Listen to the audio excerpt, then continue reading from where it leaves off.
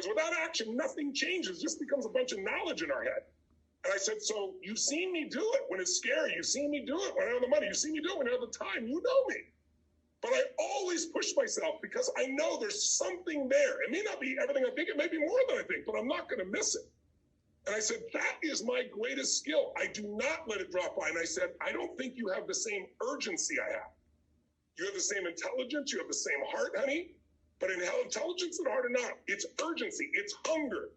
That's what makes, a Richard Branson. That's what makes Jenna Kutcher. That's what makes these people. Somehow they got a hunger and they push themselves through things they wouldn't normally do, that were super uncomfortable. They didn't think was possible. They made themselves do it.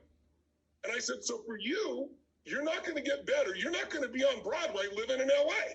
You're not going to make it on Broadway going to college. She said, what are you suggesting? I said, I'm suggesting you leave school and you go to New York. I will pay for your schooling, your training, so you can work with some of the best acting coaches and singing coaches there. But you have to pay for your housing. I'm not going to have you be just some spoiled little brat. You're going to have to take care of yourself. I'll take care of the training part. She goes, well, when are you saying do this? I said, when would now be a good time? And she goes, now? Like right now in the middle of the semester? I said, yes. How are you going to be any closer to your goal at the end of this semester if you stay in college? She goes, but you're the one who told me to go to college. I said, I was wrong. I was right. You should still go to college, but you can go back to college. There's a timeline on a dancer.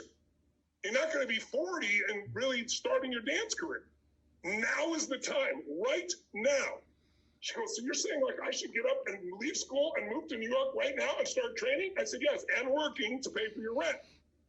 She's like, that's a big decision. I said, the only way you get big results is big decisions. You know that, and I know it.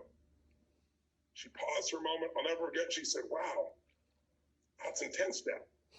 She goes, do you mind if I talk to somebody else about this? I said, sure, talk to somebody else. People pay me $1 million to coach them 3 or 4 times a year. You should call somebody else. Right?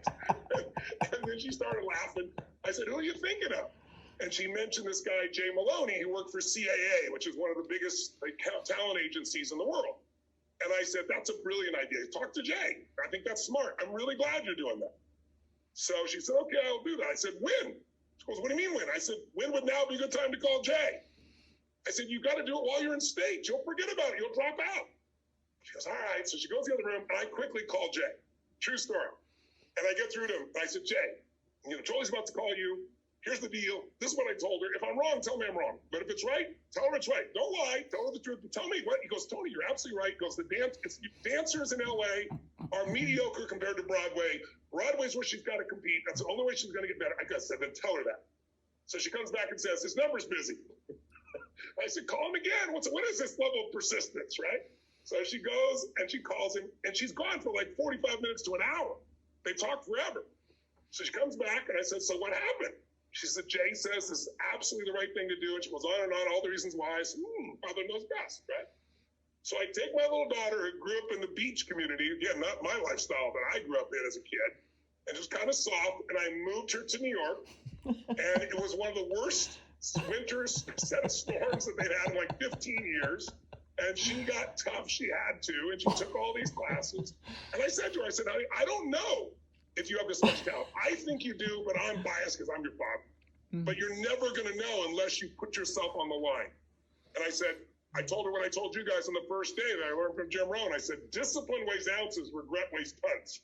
Right? You got to discipline yourself or you're never going to know. You don't want to have regret. And so, I don't know, 4 months went by. I was flying back into town to see her. And she said, Dad, I'm really glad you're coming. I've missed you.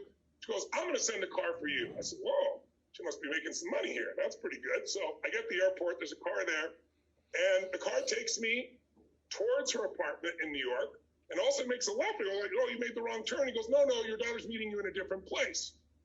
And then all of a sudden we drive down to the Broadway district, the theater district. And all of a sudden the guy pulls in front and there's a play called Tommy that Elton John did.